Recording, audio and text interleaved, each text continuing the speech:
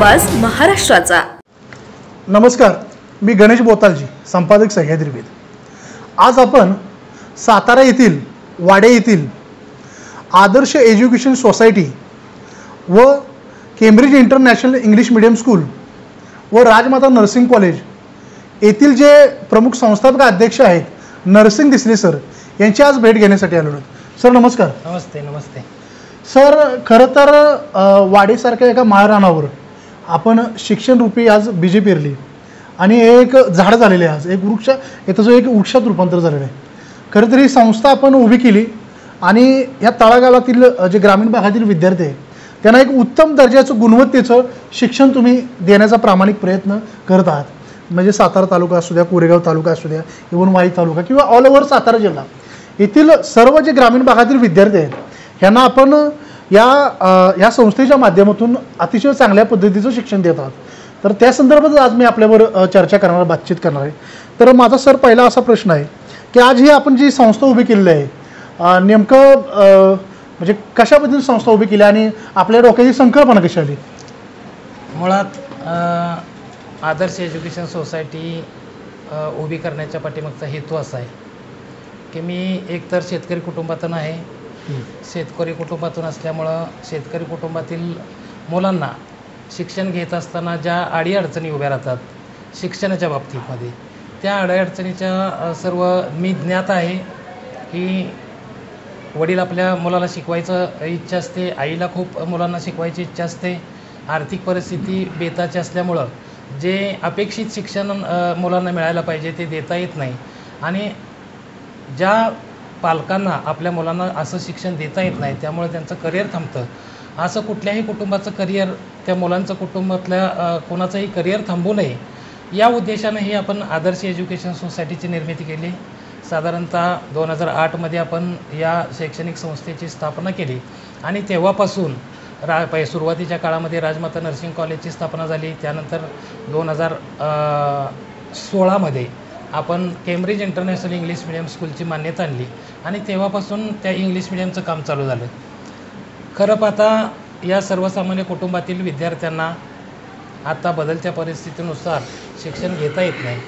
CBSEचं शिक्षण घ्यायचं म्हटलं तर खूप महाग आहे आणि हे शिक्षण आपण या विद्यार्थ्यांसाठी या खेडेगावामध्ये आपण कसं उपलब्ध करून देता येईल आणि खेडेगावातल्या मुलांना कमीत कमी फीमध्ये आपल्याला कसं चांगलं उत्तम दर्जाचं शिक्षण देता येईल, पुणे मुंबईसारख्या दर्जाचं कसं शिक्षण देता येईल यावर आम्ही काम करतो। हे काम करत असताना आमच्या राजमाता नर्सिंग कॉलेजच्या प्राचार्य, उपप्राचार्य, केम्ब्रिज इंटरनॅशनल स्कूलच्या प्राचार्य, उपप्राचार्य आणि त्यांचं सर्व टीम ही माझ्या सहकारी मित्र सर्व आम्ही सर्वजण मिळून हा एक कुटुंब म्हणून ही संस्था चालवतो। कुटुंब म्हणून संस्था चालवत असताना राजमाता नर्सिंग कॉलेजमध्ये साधारणतः 280 विद्यार्थी शिक्षण घेतात।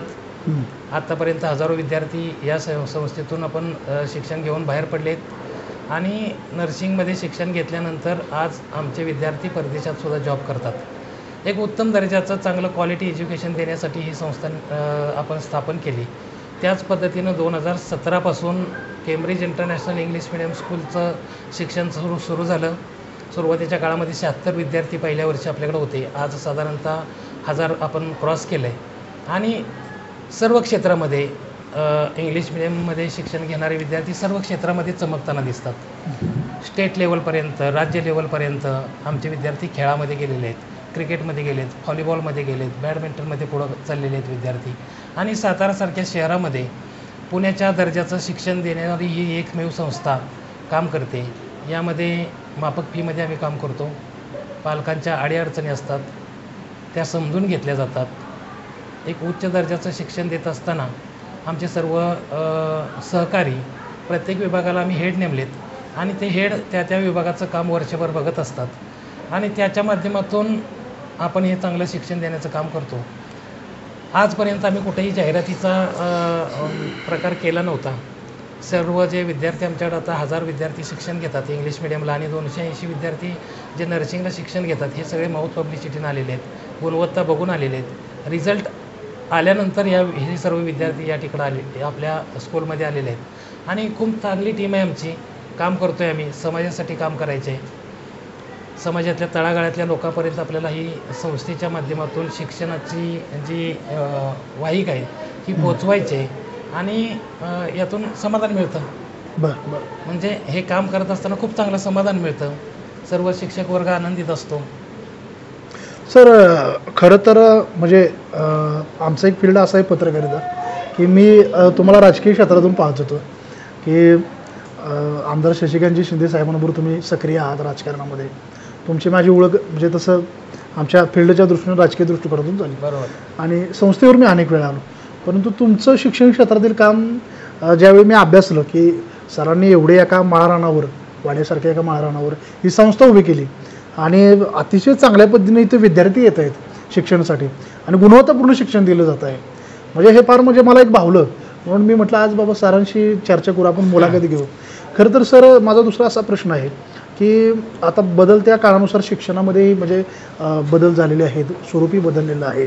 तर आपली संस्था या संदर्भात बदलत्या काळानुसार शिक्षण क्षेत्रामध्ये नेमकं काय बदल आपण या संस्थेमध्ये किंवा ह्या वेगळं असं काय आपल्या संस्थेच्या माध्यमातून विद्यार्थ्यांना दिलं जातं? विषय विचारलेला प्रश्न खूप चांगला आहे. बदलत्या काळानुसार तुम्ही काय देता? तर आजपर्यंत पारंपरिक शिक्षण आपण बघितलं आहे. म्हणजे अभ्यासक्रमाचे पाठ्यपुस्तक असतात. पाठ्यपुस्तकामध्ये शिकवलं जातं जे काय पोर्शन गव्हर्नमेंटने जो प्लॅन केलेला अभ्यासक्रम आहे तो शिकवला जातो. त्याच्यावर प्रश्न विचारले जातात आणि ती मुलं रोज त्या पद्धतीची उत्तरं देत असतात. या अगोदर बाजारामध्ये अशी बरीच पुस्तकं आहेत की जी पाठ्यपुस्तकावर आधारित गाईड म्हणून बाजारामध्ये उपलब्ध आहेत. विद्यार्थी अलीकडच्या काळामध्ये यूट्यूबवर जायला लागलाय. मात्र त्या काळी अपेक्षित वगैरे असे 21 अपेक्षित वगैरे असे गाईड्स असायचे आणि मग प्रश्नाचे स्वरूप ठरलेलं असायचं. प्रश्न विचारल्यानंतर 21 अपेक्षितमध्ये ते पाठांतर करून विद्यार्थी यायचा परीक्षेला आणि पेपर द्यायचा. आता पद्धत बदलली. तुम्हाला कन्सेप्टवर काम करायला लागेल. एखादी गोष्ट तुम्हाला जर ती परिपूर्णपणे समजली तर तुम्ही त्याच्यावर विचारलेला कुठलाही प्रश्न असेल तर तो आपल्या ओन भाषेमध्ये स्वतःच्या लँग्वेजमध्ये आपण उत्तर देतो. अशा पद्धतीचं शिक्षण देणारी सर्व शिक्षक मंडळी आमच्याकडे आहेत. म्हणजे उदाहरणार्थ सर आता उदाहरणार्थ आपण इतिहासामध्ये गेलो किंवा भूगोलामध्ये गेलो. इतिहासामध्ये 1857चं बंड. आता बऱ्यापैकी मी सर बघतो MPSC UPSC जे विद्यार्थी आहेत म्हणजे साधारणतः ज्याचा पाया पक्का असतो 1ली ते 10वीपर्यंत बरोबर की ह्याच आधारावर हे प्रश्न बऱ्यापैकी असतात. पण त्याची डेप्थ जर पहिल्यापासून जर माहीत असेल बाबा 1857चं बंड का झालं, कशामुळं झालं आणि म्हणजे इंग्रज सरकार काय कारणीभूत होतं अशा गोष्टींना, म्हणजे त्या दृष्टीनं तुम्ही म्हणजे डीपली विद्यार्थ्यांना नॉलेज देण्याचा प्रयत्न करता. हे विद्यार्थी सर पुढे स्पर्धा परीक्षा असू द्या किंवा करिअरच्या विविध क्षेत्र असू द्या या विद्यार्थ्यांना फायदा होऊ शकतो का असं वाटतं? खूप फायदा होणार आहे. कारण प्रत्येक सब्जेक्ट हा ज्यावेळेस गव्हर्नमेंट प्लॅन करतं त्यावेळेला तो UPSC MPSC एक्झामच्या दृष्टीनं प्लॅन केलेला असतो. विद्यार्थी पासिंग पुरता अभ्यास करतो तो UPSC MPSCला जाऊ शकत नाही. मात्र जो विद्यार्थी परिपूर्णपणे त्या अभ्यासामध्ये उतरेल तो विद्यार्थी MPSC UPSCला सिलेक्ट होतो आणि तशा पद्धतीने तो चालू शकतो. आता आपण कन्सेप्टवर काम करतोय. आता तुम्ही आम्हाला जॉग्राफी आणि याचे प्रश्न विचारला, सायन्स असेल एखादा जॉग्राफीचा प्रश्न कंटेंट असेल, जॉग्राफीचा प्रश्न विचारला. आता स्टेट बोर्ड आणि CBSE यामध्ये स्टेट बोर्डला आहे तो आपल्या राज्याचा इतिहास आहे आणि CBSEला आहे तो वर्ल्ड हिस्ट्री आहे. वर्ल्ड हिस्ट्रीचे प्रश्न हे MPSC UPSCला किंवा UPSCला विचारले जातात मोस्टली. तर ती वर्ल्ड हिस्ट्री शिकवणारे शिक्षक त्या तोलामोलाचे पाहिजेत. आणि हिस्ट्री हा सब्जेक्ट हा 4 विभागामध्ये विभागला गेला आहे. 10वीचा हिस्ट्री जर बघितला तर 4 विभागामध्ये, त्यामध्ये इकॉनॉमिक्स आहे, त्यामध्ये SSTचा पार्ट्स आहे, त्यामध्ये हिस्ट्री आहे. तर असा विभागलेला आहे आणि हिस्ट्रीचा टीचर एकटा हा सगळा विषय शिकवू शकत नाही. तर त्यासाठी आपल्याला त्या गुणवत्तेचा शिक्षक, म्हणजे समजा इकॉनॉमिक्स आहे तर इकॉनॉमिक्सचा शिक्षकच पाहिजे त्याला. SSTचा आहे किंवा हिस्ट्रीचा आहे तर तो स्पेशल त्याचाच शिक्षक पाहिजे. तर तुम्ही त्या विद्यार्थ्याला त्या पद्धतीने 100% नॉलेज देण्याचा प्रयत्न आपल्याकडून होऊ शकतो. अशा पद्धतीचे टीचर आमच्या संस्थेमध्ये आहेत आणि आम्ही त्याच्यावर काम करतो आहे आणि त्याचा रिझल्ट आम्हाला चांगला मिळतो आहे. बरं सर, बघितलं आत्ता तर विद्यार्थ्यांचा सर्वांगीण विकास हे शिक्षणाचं मुख्य ध्येय असतं. म्हणजे ज्ञान विज्ञान आणि सुसंस्कार यातून शिक्षण प्रसार असं डॉक्टर बापूजी साळुंखे म्हटलेले आहेत. स्वामी विवेकानंदांनी शिक्षणाविषयी चांगले सांगितलं आहे. आपले सातारची रयत शिक्षण संस्था कर्मवीर अण्णा यांनी शिक्षणाचा सारख्या म्हणजे क्षेत्रातून ग्रामीण भागातील विद्यार्थी डेव्हलप केले, म्हणजे तो विद्यार्थी आज म्हणजे एका वेगवेगळ्या क्षेत्रामध्ये काम करतोय.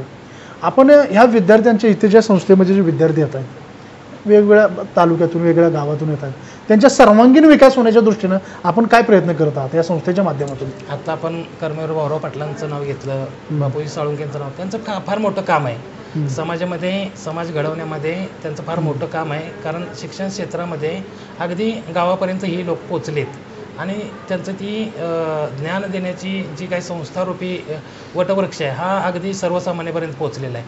आता बदलत्या काळानुसार आपल्याला जर शिक्षण द्यायचं झालं तर त्या पद्धतीनंच आपल्याला पण उतरावं लागेल मार्केटमध्ये, नाहीतर आपण जगाच्या पाठीवरती आपले विद्यार्थी कुठेतरी पाठीमागं पडताना आपल्याला दिसतील. आज आम्ही त्याच पद्धतीनं काम चालू करतोय, काम चालू आहे आमचं आणि आमचा शिक्षक वर्ग चांगला आहे. प्रत्येक सब्जेक्टला आम्ही त्या पद्धतीनं वेटेज देतो, त्या पद्धतीनं विद्यार्थ्यांच्याकडून करवून घेतो आणि ग्रामीण भागातून विद्यार्थी आहेत, सर्वसामान्य कुटुंबातून विद्यार्थी आहेत, अभ्यासाची पद्धती माहीत नाहीत. सर्वसामान्यपणे आपण अभ्यासाच्या पद्धती बघितल्या तर शाळेमध्ये शिकवलं जातं, घरी होमवर्क दिला जातो आणि होमवर्क म्हणजेच आपला अभ्यास आहे हा समज होता आजपर्यंतचा. तर याच्या पलीकडे जाऊन आपल्याला काम करायला लागेल. तो होमवर्क हा पार्ट अभ्यासाचा पार्ट नव्हे, तर तो रिव्हिजनचा पार्ट असतो. आणि जो सेल्फ स्टडी हा प्रकार आहे, तर तो सेल्फ स्टडीसाठी तुम्ही घरी किती वेळ देता हे फार महत्त्वाचं आहे.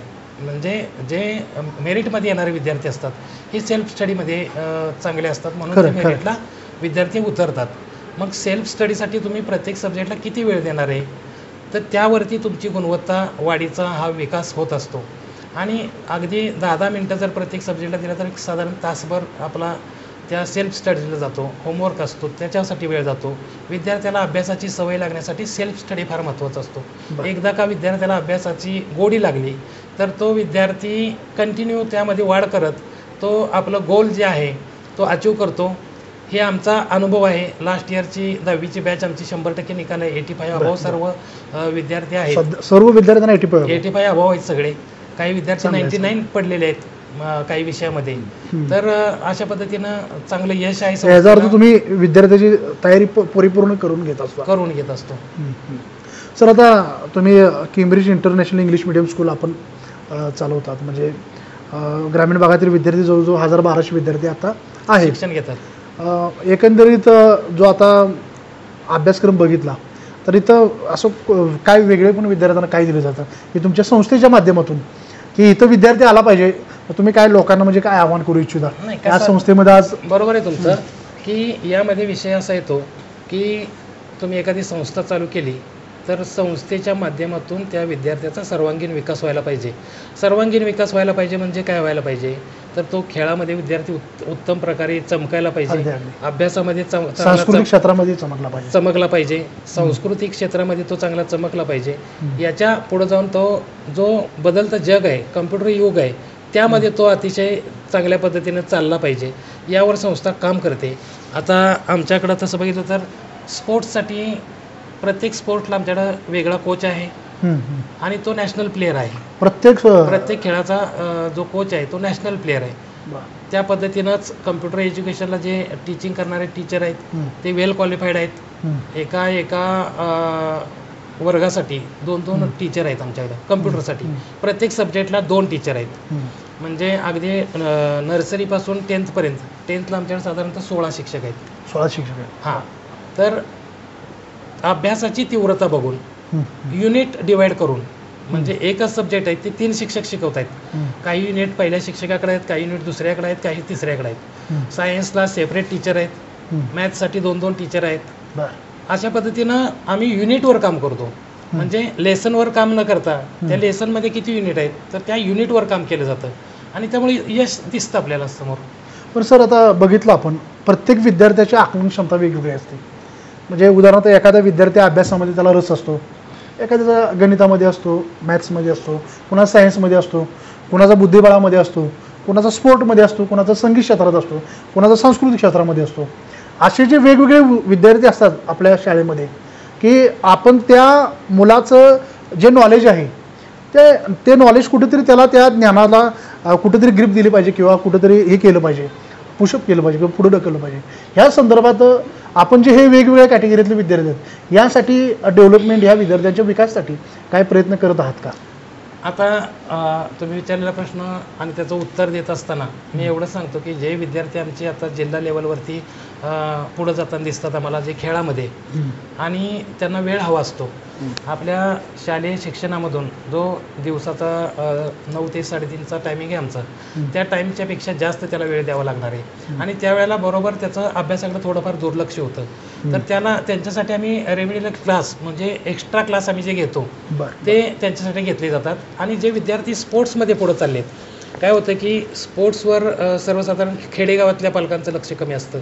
कारण विद्यार्थ्याला स्टेडियमपर्यंत घेऊन जाणं, त्या ठिकाणी नेऊन सोडणं, आणणं किंवा मॅचेसला गेलं तर घेऊन येणं, याला वेळ देत नाहीत पालक. मात्र आम्ही त्यासाठी वेळ देतो. आमचे टीचर स्वतः घेऊन जातात, स्वतः त्यांना घरापर्यंत पोहोचवण्याची व्यवस्था करतो. प्लस या विद्यार्थ्यांची फी आम्ही 50% घेतो. म्हणजे जे मुलं आता आपली चमकत आहेत आणि त्यांना पुशअप करायचे आपल्याला, त्या विद्यार्थ्यांची फी आम्ही, शालेय फी जी आमची आहे ती 50% घेतो. 50% आम्ही खेळाडूंसाठी माफ केलेली आहे, एक सामाजिक बांधिलकीच्या दृष्टीने. आता या पुढच्या काळामध्ये अगदी संगीतामध्ये जर विद्यार्थी कुठं पुढे चालला तर त्याला लागणारी साहित्य असतील किंवा त्याची फी असेल, फी आम्ही ऑलरेडी पुढे जाणाऱ्या सगळ्याच विद्यार्थ्यांसाठी माफ करतो. आणि त्यांना लागणारी साधनं आम्ही इथं पुरवतो. म्हणजे स्पोर्ट्ससाठी लागणारं साहित्य आहे ते आमच्या इथून घेऊन जायचं, त्यांनी परत आणून द्यायचं. म्हणजे त्याला कुठेही खंड पडू नये किंवा त्याच्या विकासामध्ये कुठेही बाधा येऊ नये, इथपर्यंत आमच्या संस्थेकडून मदत केली जाते. जे चांगले मेरिटमधले विद्यार्थी आहेत त्यांच्यासाठी सुद्धा आम्ही बुक्स, तर आमच्याकडे ऑलरेडी लायब्ररी आहे आणि साधारणतः 4200 बुक्स आमच्या लायब्ररीमध्ये आहेत. 1ली ते 10वीच्या विद्यार्थ्यांसाठी लागणारी वेगवेगळ्या प्रकारची सर्व बुक्स आमच्या लायब्ररीमध्ये बघायला मिळतील तुम्हाला. आणि ही नुसती लायब्ररी नव्हे, ही डेली लायब्ररी, म्हणजे 1 तास रोज विद्यार्थ्यांना लायब्ररीला यायचंच, 1 तास नियमित खेळायला जायचंच, 1 तास नियमित तो कॉम्प्युटरला जाणारच. अशा पद्धतीनं ही लायब्ररी चालवतो, स्पोर्ट्स चालवतो, कम्प्युटरचं लॅब चालवतो, आमच्या सायन्स लॅब चालवतो. याच्या व्यतिरिक्त जी लायब्ररी आहे ती पालकांसाठी मोफत आहे. ई लायब्ररी करायला चाललो आहे आम्ही आता, की घरी बसून आमच्या लायब्ररीतली सगळी पुस्तकं तुम्हाला वाचता येतील. अशा पद्धतीनं ई लायब्ररी आम्ही आता थोड्याच दिवसात होते, कारण त्याचे सर्व आता अपडेट होत चाललेले आहे सर्व. तर ई लायब्ररीचा आमचा प्रयोग अतिशय चांगला आणि यशस्वी होईल. म्हणजे सर, विद्यार्थ्याचा सर्वांगीण विकास कसा होईल हे तुमच्याकडून एक आदर्श घेतला पाहिजे. म्हणजे लायब्ररी असू द्या किंवा स्पोर्ट असू द्या, प्रत्येक गोष्टीला विद्यार्थ्यांना वेळ दिला पाहिजे. नुसतं अभ्यास करूनच विद्यार्थी थोडंसं हे होतं, म्हणजे त्यांना प्रेशराईज केल्यासारखं होतं. पण विद्यार्थ्याचा सर्वांगीण चौफेरी विकास होण्याच्या दृष्टीने आपण संस्थेच्या माध्यमातून जे उपक्रम राबवत आहे, खरोखरच म्हणजे कौतुकास्पद उपक्रम आहेत. सर, आता आम्ही विद्यार्थ्यांना ज्यावेळेस 10वीतून बाहेर पडतात त्यावेळेला आम्ही काही प्रश्न विचारतो की बाबा तुला काय व्हायचं आहे. काही विद्यार्थी इंजिनियर व्हायचे सांगतात, काही डॉक्टर व्हायचं सांगतात, काही अकाउंटंट्स CA व्हायचं सांगतात, काही विद्यार्थी आपल्या आपल्या भावना व्यक्त करतात. एक विद्यार्थिनी म्हटली की मला हवाई सुंदरी व्हायचं आहे. मग त्या विद्यार्थी, म्हणजे साधारण 10वीचं अर्ध वर्ष झालेलं होतं, आणि त्यावेळी ती म्हटली की मला हवाई सुंदरी व्हायचं आहे. मी म्हटलं तू एवढी टॅलेंट आहेस आणि फिजिकली फिट आहेस, तू हवाई सुंदरी होण्यापेक्षा तू पायलट का होऊ शकत नाहीस असा विचार करतो. म्हणजे आपण जे काही करू शकत नाही अशी कुठलीही गोष्ट या जगामध्ये नाही. तुम्ही फक्त तो विचार करा आणि त्या पद्धतीनं तुम्ही तुमची पावलं उचला, यश तुमच्या पायाजवळ असेल. म्हणजे आपलं स्वप्न हे फार मोठं असलं पाहिजे, आणि त्या दृष्टीनं आपल्या वाटचाल चालू झाली तर ते स्वप्न पूर्ण व्हायला वेळ लागत नाही. खरं म्हणजे विद्यार्थ्यांना तुम्ही करिअरच्या दृष्टिकोनातून मार्गदर्शन करता एकंदरीत. 100%. सर, आपण आता किती साली संस्था स्थापन केलेली आहे? 2008. म्हणजे आत्ता या 2008 ते 2025 या कालावधीमध्ये आपले असे विद्यार्थी जे समाजाच्या विविध क्षेत्रामध्ये काम करत असतील किंवा असे म्हणजे विद्यार्थी आहेत का? म्हणजे कुठे कुठे आपले विद्यार्थी आता सध्या कार्यरत आहेत? CBSEची पहिली बॅच बाहेर पडली आपली यावर्षी 10वीची. मात्र नर्सिंगचे विद्यार्थी आहेत जे साऊथ आफ्रिकेला काम करतात, काही गल्फमध्ये काम करतात. असे विद्यार्थी बरेच विद्यार्थी आहेत जे स्वतः पुन्हा नर्सिंग कॉलेजवरती लेक्चरर आहेत, जे गव्हर्नमेंटच्या हॉस्पिटलमध्ये काम करणारे विद्यार्थी आहेत. आता साताऱ्याची ज्या भरती झाली त्यामध्ये साधारणतः आमचे 43 विद्यार्थी सिलेक्ट झाले PSCला. बरं म्हणजे जिल्हा परिषद थ्रू ज्या एक्झाम झाल्या त्यामध्ये 43 विद्यार्थी. मेडिकल कॉलेजवरती आता बऱ्यापैकी आमचेच विद्यार्थी आहेत बरं बरं मेडिकल कॉलेजच्या हॉस्पिटलला. त्यामुळं नर्सिंगमध्ये चांगला यश आहे. यश आहे. आणि सर्व प्रिन्सिपल, व्हाईस प्रिन्सिपल आणि त्याचा सर्व स्टाफ एवढी मेहनत घेतो की आम्हाला क्वालिटी एज्युकेशन हा आमचं ब्रीदवाक्य आहे खरं आणि ते आम्ही सक्सेस करून दाखवतो. आता सर आपण राजमाता नर्सिंग कॉलेज चालवत आहात, नेमकी काय आवश्यकता आहे म्हणजे समाजाला, म्हणजे या नर्सिंग कॉलेजची आणि नेमकं या वैद्यकीय क्षेत्राला नर्सिंगची काय आवश्यकता आहे? नर्सिंगची क्वालिटी एज्युकेशन. नर्सिंग फील्डमध्ये काम करत असताना समाजाचं आपण काहीतरी देणं आहे म्हणून नर्सिंग फील्डमधल्या जे काही काम करणारे आमचे सर्व स्टाफ असतो त्यांनी काम करायला पाहिजे. नर्सिंग कॉलेज चालवणाऱ्या संस्था चालकांनी ते क्वालिटी एज्युकेशनसाठीच काम केलं पाहिजे असं माझं मत आहे. कारण हे विद्यार्थी तयार होऊन समाजाच्या आरोग्य विभागामध्ये काम करतात. त्या ठिकाणी आमचे सर्वसामान्य कुटुंबातले, गोरगरीब कुटुंबातला पेशंट रुग्ण म्हणून त्या ठिकाणी येतो आणि त्याच्यावर चांगला उपचार व्हायला पाहिजे. त्यासाठी नर्सिंग क्षेत्रातल्या सर्व स्टाफनी काम करायला पाहिजे. कारण ते कोणाच्या तरी कुटुंबातील व्यक्ती असते, कोणाची तरी आई असते, कोणाचा तरी वडील असतो आणि ती जर बरी नाही झाली किंवा आपल्या चुकीमुळे ती जर मृत्यू पावली तर तिच्या पश्चात जो पाठीमागे राहिलेला परिवार आहे तो आपल्याला माफ करणार नाही. आपल्या चुकीमुळं जर असं काही झालं तर तो माफ करणार नाही. त्यासाठी शैक्षणिक संस्थेमध्ये ज्यावेळेला नर्सिंगचं एज्युकेशन आपण देतो त्यावेळी तो हे परिपूर्ण दिलं गेलं पाहिजे, त्यांना प्रॅक्टिकली दिलं गेलं पाहिजे आणि गुणवत्तापूर्ण असायला पाहिजे की जेणेकरून आपल्या त्या स्टाफच्या हातातून कुठलीही अशी चूक होणार नाही आणि समाजाचं कुठंही नुकसान होणार नाही. अशा पद्धतीचं शिक्षण संस्था चालकांनी देण्याची गरज आहे. ते शिक्षण तुम्ही देता? ते शिक्षण आम्ही देण्याचा प्रयत्न करतो. आता आपण बघितलं तर कोरोना येऊन गेला.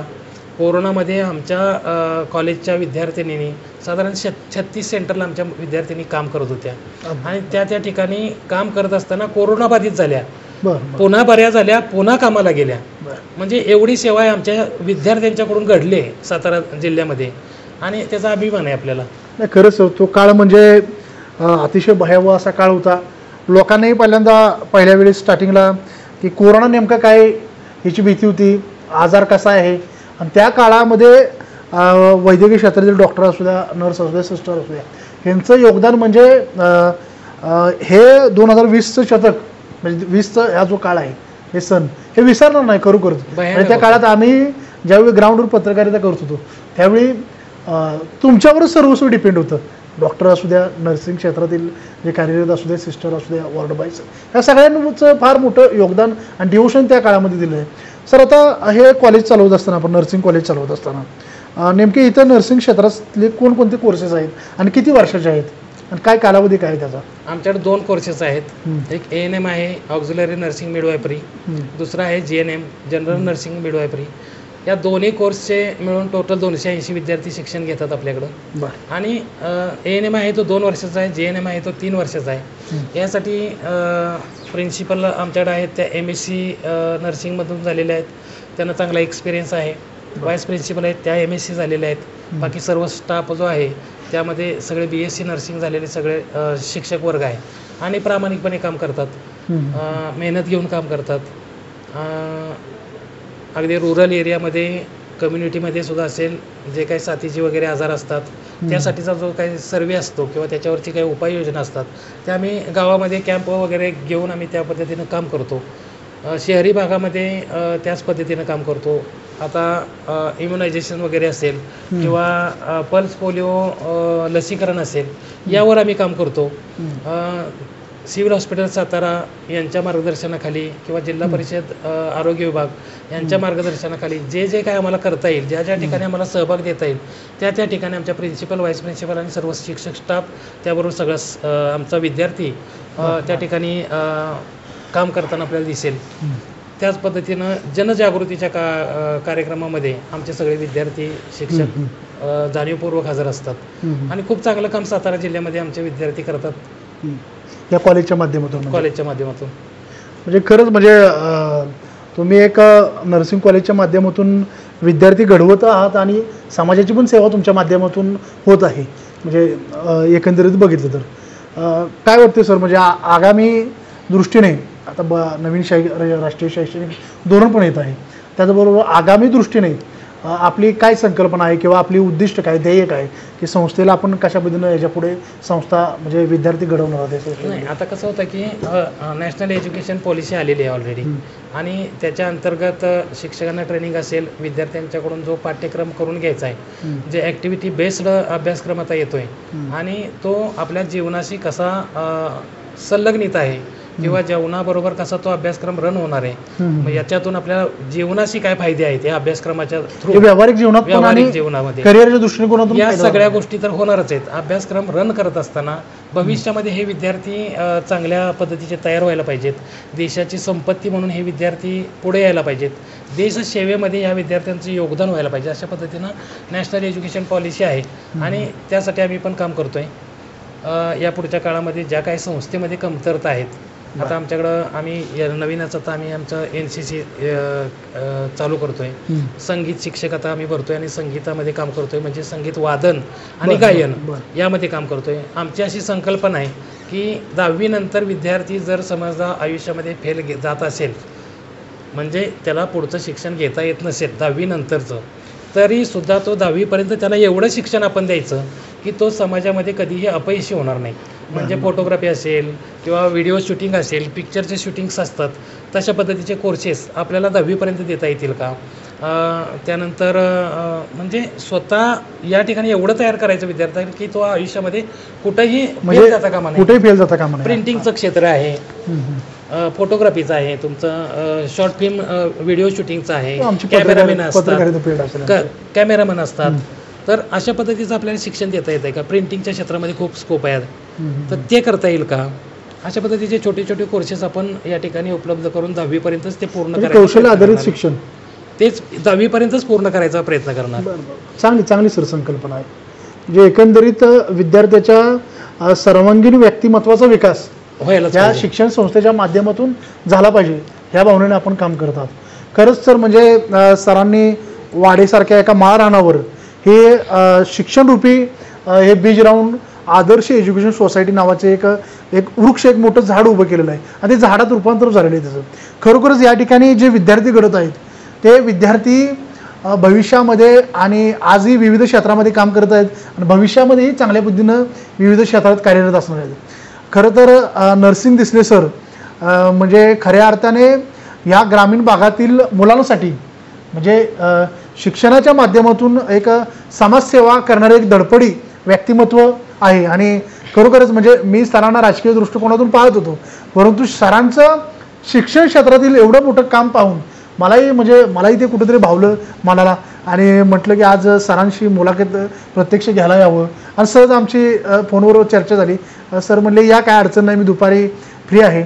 आणि खरोखरच सरांनी जे हे विश्व उभं केलेलं आहे एका माळरानावर, खरोखरच आपण ग्रामीण भागातील पालकांनी असतील, विद्यार्थ्यांनी इथं भेट द्यावी आणि नेमकं काय डेव्हलपमेंट केलं आहे तुम्हालाही कळेल, आणि नेमका विद्यार्थ्यांचा विकास कसा होतोय हेही कळेल. आणि सरांनी आता या ठिकाणी आम्हाला मुलाखत दिली सह्याद्री विधी यूट्यूब चॅनलला, सरांचं मी मनापासून आभार व्यक्त करतो आणि सरांना मनापासून शुभेच्छा देतो. Thank you. Good afternoon. Myself Rohini Chavan, Principal of Cambridge International English Medium School. We are running CBSE affiliated school. We are having a grant up to 12th standard. Nursery to 10th currently we are running with, and this is the second batch of our 10th standard. Last year we have a batch where the all result is 100%, and the students almost all students are above 85. So we are having a good strength also. Very rapidly we have increased our strength because of our prime motto to work on the quality. We don't compromise with the quality because we are working on each and every content, and we are having a number of the teachers, those special teachers in the specialization. All teachers, my teacher staff is above 50, and my teachers, all teachers are very good and experienced, well qualified. Those are getting the trainings also, yearly many trainings we are giving of the CBSE also as well. The teachers having a good experience and how to teach the techniques also. So conceptual and active and practical teaching we are giving. Our school is in the friendly environment as well, the nature free, pollution free, where we will see if the campus of the school is a very good one. We are having two big playgrounds, which is a synthetic grounds, outdoor ground also and indoor ground also. We are giving the facility of the sports also to the students to upgrade their skill with the development of strength, power and everything. So how to develop the skill of the playing, that we are teaching them. For that purpose we are taking workouts also from them for the increasing good strength and build their capacity for the sports. We are running various sports like volleyball, skating, gymnastics, cricket, then wrestling, carom, badminton, chess, various indoors and various outdoors games are there. Those are teaching by the separate coaches and those are national level players. Each and every game having a separate teacher. As well, we are for this higher section, for above 6th standard, for each subject, suppose SST subject will be there, for SS subjects 4 separations are there, like history, geography, political science and economics. So to that also each and every content is running with the 20 marks, and for that also we are giving the other separate teacher. Those are the PhD and MPhil teachers holders are there. MEd, B.Ed and D.Ed teachers are working here. As well the MPhil and PhD teachers, those are having a very good command. If we will see the CBSE, we are running with the CBSE school, we are having a world history, which is not a joke to teach to the students. The very friendly, the teacher can give the education and the students can take from there. The teachers, those are teaching, those are very conceptual, clear. As well we are working on the skill development of the students. Now which skill developments? In the sports we are giving every day 1 hour we are giving sports facility to the students, because each and every student those are going in which game, the selection of the game is depend on the potential of the students, and after that in that game the coach has to be build up the child. Nowadays we will see the result of our sports. Our students has been selected for the state for the volleyball. Our one of the student has been many times win with the marathon also. As well our cricket team also played for the district level and going to for the state level. As well we are doing best in the gymnastic also. Our badminton also played in the state level, district level. As well in the wrestling also our student has played to the district level, and many other games, other things are there. Now as we will see about our school syllabus and curriculum, the annual things what we are running with, we are having a exam pattern with the 4 PS and 2 FS. As well we are running with the weekly test also. To the week whatever teaching is going on that basis only Saturday will be the worksheet and Monday will be the test, because only to revise all the things of the last week the teachers are taking the test. From that the teacher can come to know about which student is having a lack 1.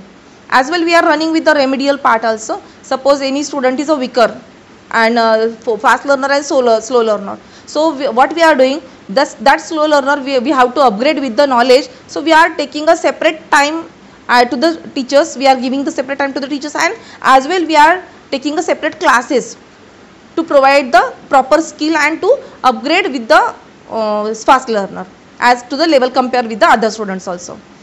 Now about the skill development, again we are working on the each and every content. Then in the assembly also we are taking a separate assembly chance to each and every child to come front to give the special of their own, means like a speaking on the mic, how to hold the mic, to boost their confidence and skill development.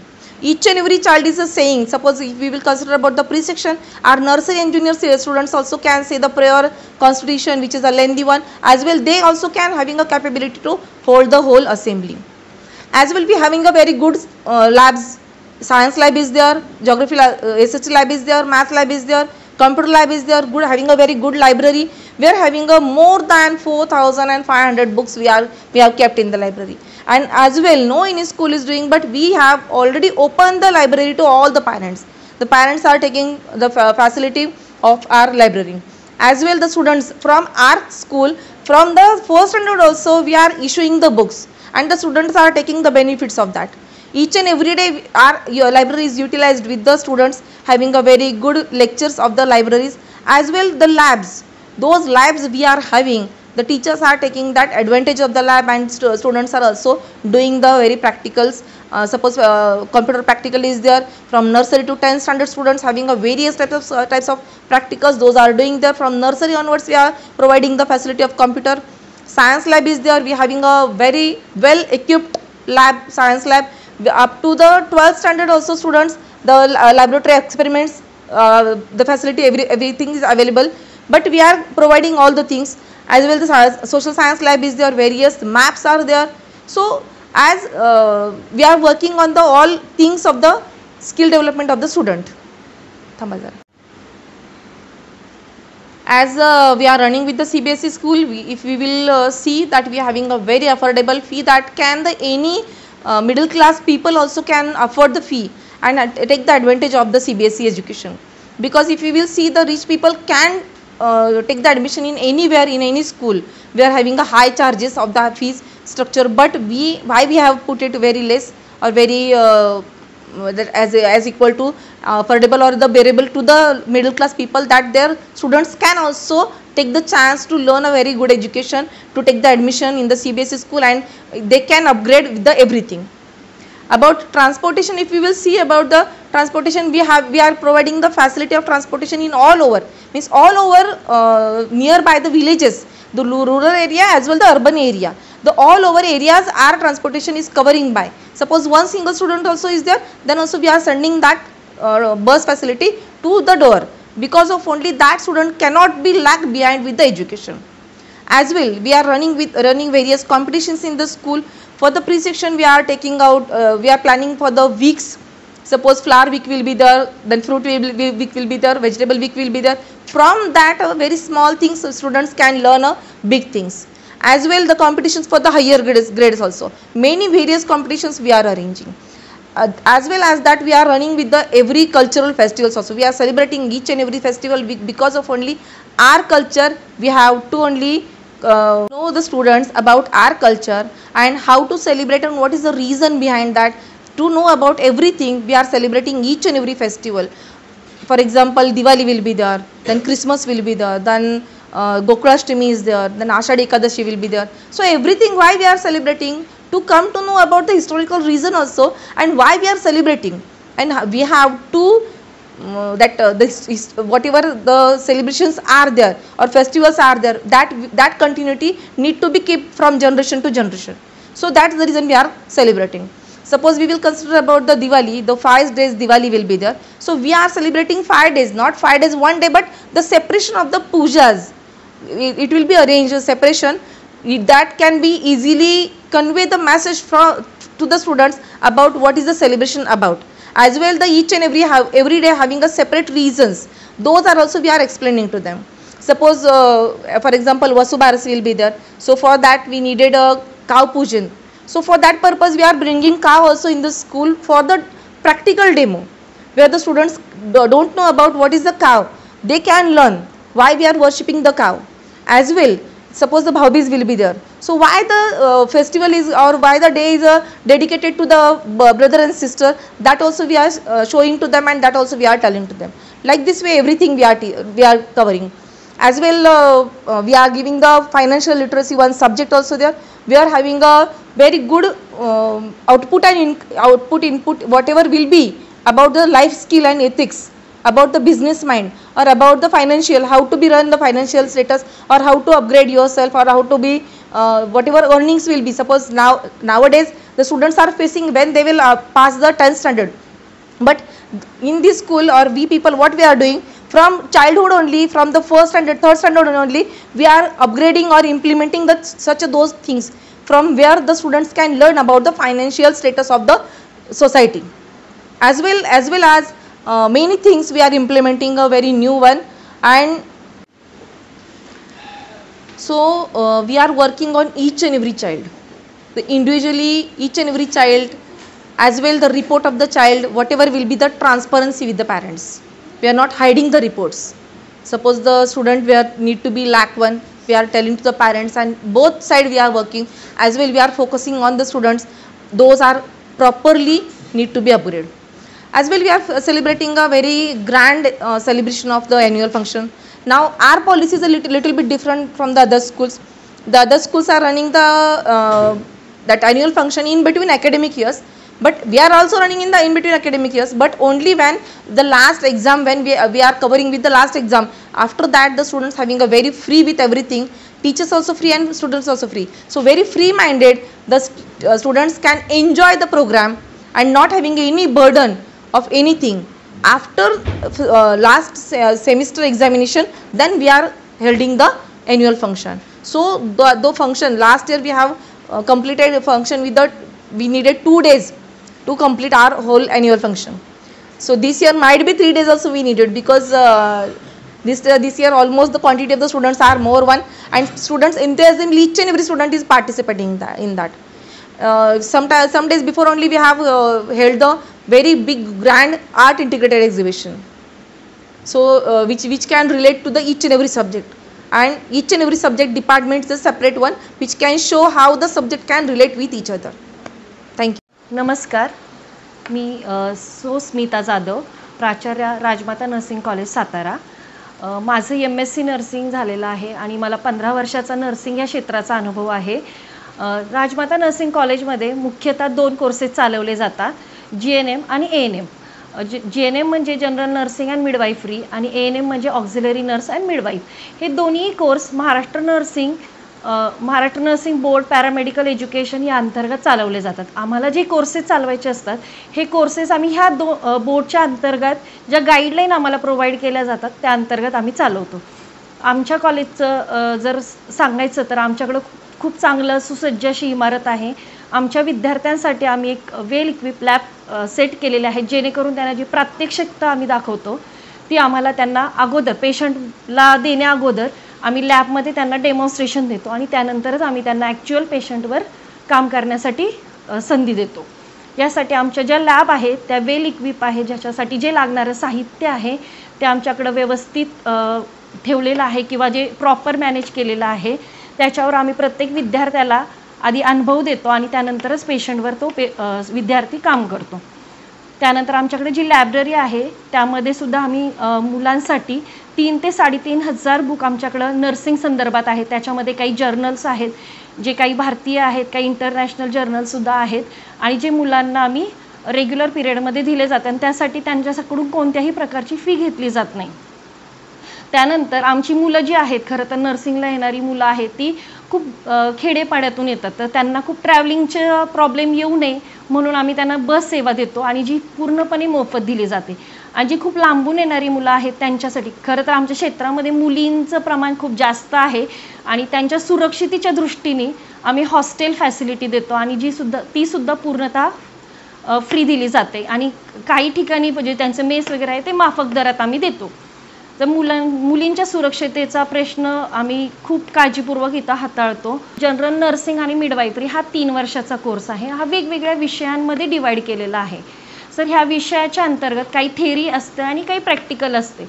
So theory class ह्यासाठी माझ्याकडं वेल qualified असा teaching staff आहे जो ह्यांचा theoretical part complete करतोच, त्याबरोबर त्यांना त्यांच्या लॅबमध्ये प्रात्यक्षिकं डमीवर अगोदर दाखवतो आणि त्यानंतरच आम्ही मुलांना जेव्हा क्लिनिकलला पाठवतो त्यावेळी ते ॲक्च्युअल पेशंटवर काम करतात आणि त्यासाठी सुद्धा माझा स्टाफ हा स्वतः तिथं सुपरवाईज करण्यासाठी असतो, त्यांना टीच करण्यासाठी असतो, जेणेकरून मुलांना त्यांच्या फ्युचरमध्ये जेव्हा पेशंटवर ते ॲक्च्युअल काम करतील त्यावेळी खूप चांगल्या पद्धतीने काम करता यावं यासाठी आम्ही हे साऱ्या सुविधा प्रोव्हाइड करतो.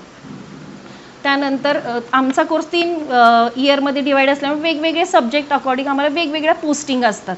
जसं की सायकॅट्रिक पोस्टिंग असतं, म्हणजे मानसिक आरोग्य जे आहे ते आपल्या इथं अवेलेबल नाही, तर त्यासाठी आम्ही आमच्या मुलांना मिरज किंवा पुणे या ठिकाणी आम्ही त्यांना प्रात्यक्षिकासाठी प्रत्यक्ष अनुभवासाठी पाठवतो.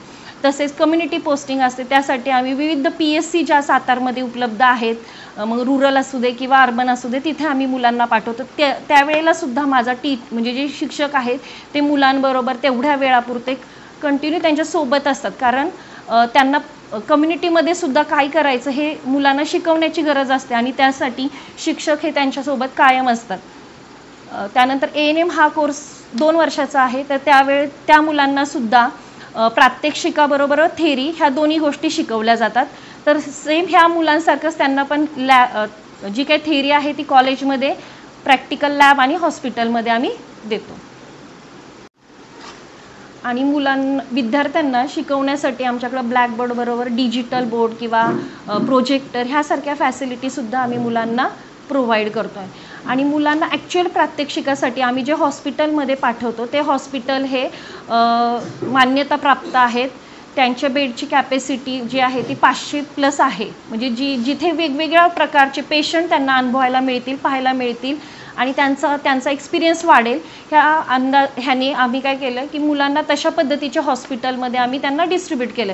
तर सातारा हॉस्पिटल, HSRC हॉस्पिटल, श्वास हॉस्पिटल, जे काही त्यांचे स्पेशलाइज मुलांचे एरिया आहेत त्यानुसार आम्ही हॉस्पिटल मध्ये मुलं पाठवतो आणि त्यांना प्रात्यक्षिकं तिथं देतो. तसेच राष्ट्रीय आरोग्य अंतर्गत प्रोग्राम अंतर्गत काही कार्यक्रम आरोग्यासंदर्भात घेतले जातात. त्यासाठी सुद्धा आम्ही आमची मुले विविध उपक्रमाद्वारे पाठवली जाते. त्यांच्याकडून विविध उपक्रम करून घेतले जातात, जसं की रॅली घेतले जाते, स्ट्रीट प्ले घेतले जातात, जेणेकरून हेल्थ प्रमोशन हे सोसायटीमध्ये झालं पाहिजे. त्यासाठी सुद्धा आमचं नर्सिंग कॉलेजचे टीचर आणि विद्यार्थी सातत्याने यामध्ये इन्व्हॉल्व असतात. तसेच राजमाता नर्सिंग कॉलेजबरोबर विद्यार्थ्यांना शैक्षणिक शिक्षण बरोबरच विविध कलागुणांचा विकास होण्यासाठी विविध कार्यक्रम राबवले जातात. त्याच्यामध्ये कॉलेज वीक येतो, त्याच्यामध्ये विविध कार्यक्रम घेतले जातात, स्पोर्ट्स घेतले जातात, काही कल्चरल डेज घेतले जातात, इव्हेंट्स घेतले जातात. तसेच मुलांसाठी ॲन्युअल डेसुद्धा आपण अरेंज करतो. आणि तसेच नर्सिंगमध्ये शपथविधीचा कार्यक्रम असतो जो आपल्या कॉलेजमध्ये केला जातो. राजमाता नर्सिंग कॉलेज हे ज्या भागात येतं तिथं जास्त करून जी मुलं येतात ती ग्रामीण विभागातून येतात. त्यामुळे त्यांच्या आर्थिक परिस्थितीचा अंदाज घेऊन आम्ही आमची जी फी आहे ती माफक दरात ठेवलेली आहे. तसेच SC आणि ST विद्यार्थ्यांसाठी आपल्याकडे स्कॉलरशिप अवेलेबल आहे. त्यामुळे त्यांना शैक्षणिक दृष्ट्या सबलीकरण त्यांचं होतं आणि त्यांना आर्थिक मदत होते. तसेच राज्य सरकारने आता घोषित केल्याप्रमाणे सर्व मुलींना मोफत शिक्षण देण्यात येणार आहे. ती योजनासुद्धा आता आपल्या कॉलेजमध्ये राबवण्यात येणार आहे, जेणेकरून मुलींना फ्री शिक्षण मिळेल आणि त्यांचं सबलीकरण होईल. आपल्या भागातील राजकीय, सामाजिक, शैक्षणिक आणि सांस्कृतिक बातम्या पाहण्यासाठी आमच्या सह्याद्री वेद YouTube चॅनलला सबस्क्राईब करा आणि बेल आयकॉन प्रेस करा.